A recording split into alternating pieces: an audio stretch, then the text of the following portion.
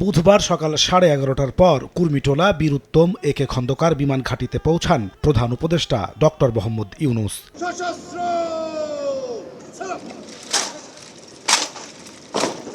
Guard of honour প্রদান করে বিমান বাহিনীর একটি চৌকস দল। এরপর বিমান বাহিনীর মহড়া পরিদর্শন করেন প্রধান উপদেষ্টা। শত্রুর হামলা মোকাবেলা করে কিভাবে আকাশপথে পাল্টা আঘাত হানতে হয় তার মহড়া দেন বিমান সেনারা। এ সময় মিগ-29 সহ অত্যাধুনিক যুদ্ধ বিমানগুলো যুদ্ধক্ষেত্রের মতো মেলে ধরে নিজেদের। চলে প্যারা কমান্ডোদের নানা কসরত।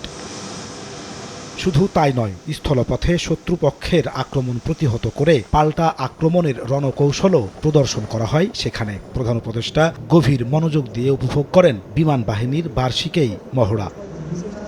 পরে সংক্ষিপ্ত এক বক্তব্যে প্রধান উপদেষ্টা বলেন, নিজে যুদ্ধবিরোধী হলেও যুদ্ধ পরিস্থিতির মধ্য দিয়ে যাচ্ছে বিশ্ব। এই অবস্থায় প্রস্তুতি না নেওয়া আত্মঘাতী। অনেকের মতো আমিও যুদ্ধবিরোধী মানুষ। পৃথিবীতে যুদ্ধ হোক এটা আমরা কামনা করি না, কিন্তু এমন বিশ্বে আমরা বাস করি প্রতিনিয়ত যুদ্ধের হুমকি আমাদের ঘিরে থাকে। তো সেখানে প্রস্তুতি না নিয়ে থাকা এটা অসম্ভব হয়ে পড়ে। এখন আমরা যখন কথা বলছি তখন আমাদেরই কাছে ভারত পাকিস্তান যুদ্ধ হই হই অবস্থার মধ্যে রয়ে গেছে। তো কাজেই এই পরিস্থিতির মধ্যে প্রস্তুতি না নেওয়াটা আত্মঘাতী।